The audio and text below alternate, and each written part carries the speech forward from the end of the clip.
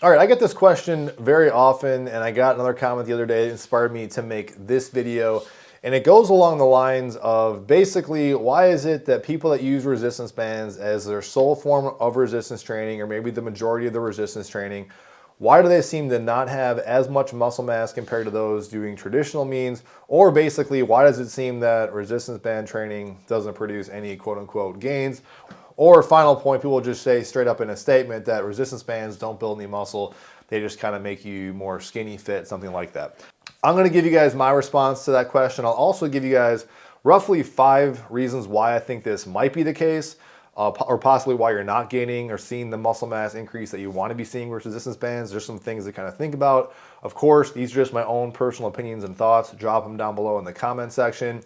Try and keep it respectful, guys. We're talking about latex bands, not geopolitics here, because believe it or not, I get all sorts of gamuts of people on the channel, and mostly the minority here that either really in the camp of thinking that resistance bands are garbage. Some people think I'm kind of shilling for them and think I should stop talking about them altogether. And ironically, on the other side of the camp, I have people that are diehard resistance band fans that think that I'm doing them a disservice and I'm not putting them up higher on a pedestal, despite the fact that I'm one of the few people actually encouraging the use of resistance bands. So I'll just say that straight up front. As a disclaimer, as I always say this, you guys know I love resistance bands. I use them almost every workout, but I look at them like every other tool at my disposal. They're just a tool. They have pros, they have cons, just like a barbell, dumbbell, sliding bench trainer, machines. I think they're great, but I think they have their purpose. Now, does that mean you cannot use these as your sole form of resistance training and get great results? Of course not. We'll get into that though. All right, jumping into some 5 reasons of why you're not seeing people, putting on adequate muscle or having decent muscle gains with resistance bands. Point number 1 is, I think, first off, you need to really consider, take a step back, that this is a relatively small demographic. And I think everything we're saying here, you could apply to really any mode of fitness, but if we're hyper-focusing on one thing, you can get kind of critical. I will say that resistance bands as a whole is like a training, I don't want to say fad, we'll say fad, or trend, we'll say it that way, as a standalone form of training. For a number of reasons, people jump to them. I won't go into that here, but I think it's relatively new. My point is, you just don't see that many people using bands as their sole form of training. And if they do, sometimes, especially like a leader of a community or a company, they obviously have like a financial tie to it. I don't think that's a bad thing, not necessarily at all. Thinking about Blake from Body Elastics, he is a diehard believer in resistance bands. I think he legitimately just doesn't like using free weights, so it makes sense. He has a company, he's promoting that. He obviously has a new Flexicon, that giant machine that's out there. And again, we have to put this into context here. We're not saying you can't build a great, healthy looking, lean physique using bands, just like you could calisthenics or even like lighter dumbbells or anything like that. I think the real question or argument is that resistance bands can't put on big, large amounts of muscle. And I've heard people push back and point to Westside Barbell. I've actually even pointed to Westside Barbell about how resistance bands can be effective. But I will say, and definitely the argument here too, is Westside Barbell, if you guys know what that is, they produce some of the best powerlifters in the world in a small gym in Ohio. They helped popularize variable resistance using resistance bands to their barbells. I don't think that really was the game-changing factor. I think they did other things. In fact, I interviewed Jim Wendler, who's probably one of the most famous people to come out of Westside Barbell, popularized the 5-3-1 training, asked him explicitly about bands. He said, again, I think they were, they played they're a little accessory, but he didn't think they really played a big role in their success. It was more the culture, I'm sure the training program of Louis Simmons. But point is, you don't see that these individuals using bands only. Point number 2, we're getting a little more objective, and these are the kind of the answers I would give people if they're not seeing the results they want to out of resistance band training as a standalone or majority of their training. Has to do with just quality of exercises or access to exercises. And when I say quality, I say that to the individual. There's certain exercises that work best for you, limitations or overuse injuries, whatever. And so just like with anything else, if you were just limited to resistance bands or just one machine, you're kind of again, a slave to that particular device. As I said in the start of the video, every tool is going to have their pros and cons. So if you're sticking just to using resistance bands for your whole body, you have to get kind of strategic and creative on ways to really stress your muscles. But I don't think most people would argue the fact that if you have more tools, some tools are better than others for certain jobs. I got a kid who's a very big artist, and he's got a very wide collection of different types of markers and specialized crayons, whatever. I don't think him or anyone who's an artist or any kind of hobby, if you just stuck to one particular tool for your craft, that you're going to see as good a results as if you had other things at your disposal. We do, however, and I will shamelessly plug all these promos and affiliate codes down below, live in a time where a lot of companies are making more novel products for variable resistance and resistance bands because of this kind of supply and demand market we're into. Now, whether you want to say they're as good or comparable to free weights or other machines or other devices, that's up to you. But the point is, there are other solutions that are out there that are helping kind of mitigate those things. And I've actually recommended to a lot of people picking up things like a squat rack, even if you're not going to use free weights, although if I didn't say this already, I recommend using both. You can anchor resistance bands to a squat rack and open up a lot more doors and exercises than you otherwise couldn't do if you were just sticking to like a foot plate and some loop style bands. And of course, there's other things that are coming out there as well for variable resistance, like the Flexicon.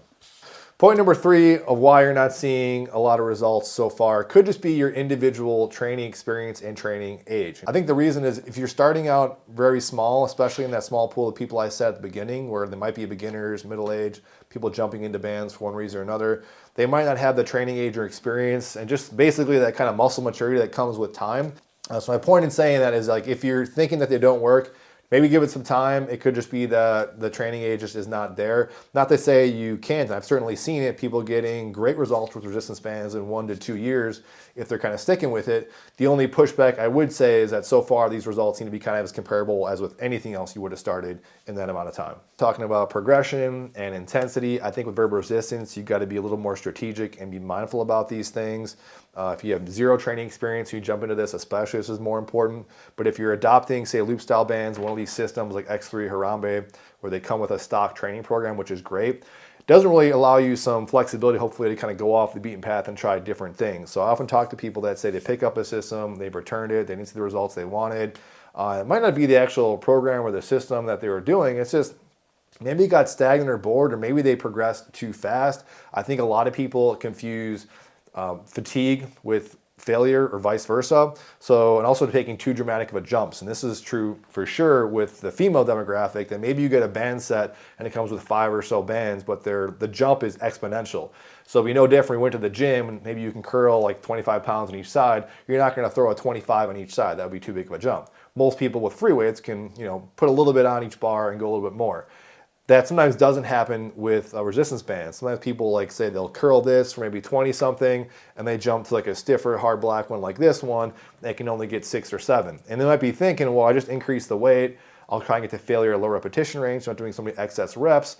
The point is this has kind of like a natural sticking point, and you might have, again, confused the failure with fatigue and vice versa, depending what rep range you're using. All that to say, I'd recommend getting a variety of bands so you can kind of micro load it, and that's where I think these smaller bands come in handy. Not just one, but even multiple ones of this. And when we're talking about making things harder, there are a variety of things you can do to overcome some of the, I don't want to say shortcomings, but differences in using variable resistance. So if you're using a weight that, again, pretty much the harder resistance is out here, you're not getting that lower range of motion, not working that as much. You can do things like going heavier weight for the lower range, doing a drop set to a lighter load to get more of that range in the latter part of the movement. So getting creative is my point on the different ways of vary intensity. And then final point, just ways on progression. Aside from the fact that, yes, you might be getting stronger, the bands also might lose elasticity over time. And just tracking bands in general can be kind of weird because we all know, hopefully at this point, you guys realize that whatever's in the band, the weight setting is going to be very different. It might not even be totally accurate.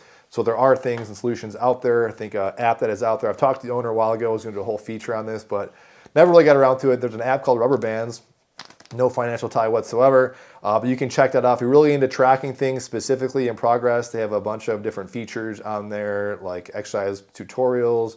I know a lot of people actually use it. It is a paid subscription service.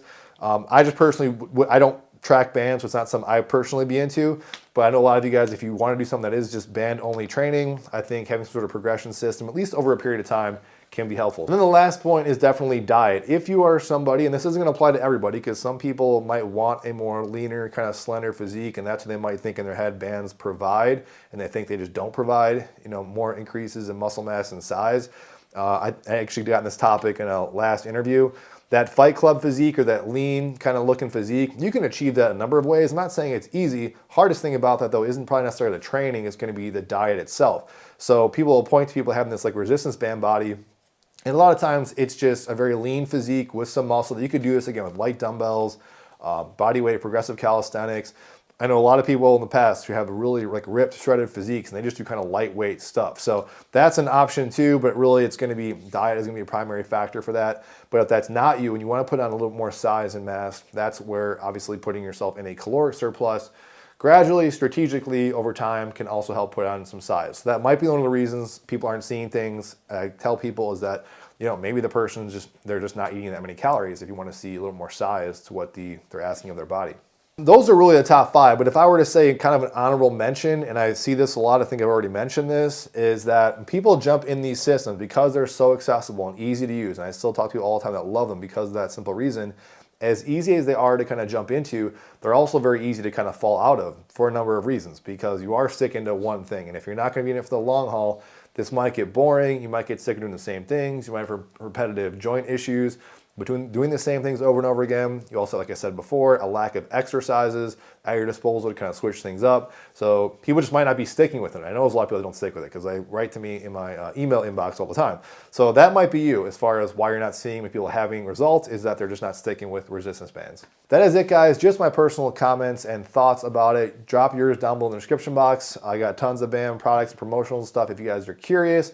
Try to keep it honest though on this channel about the great things about bands and their limitations. So that's it. See you on the next video.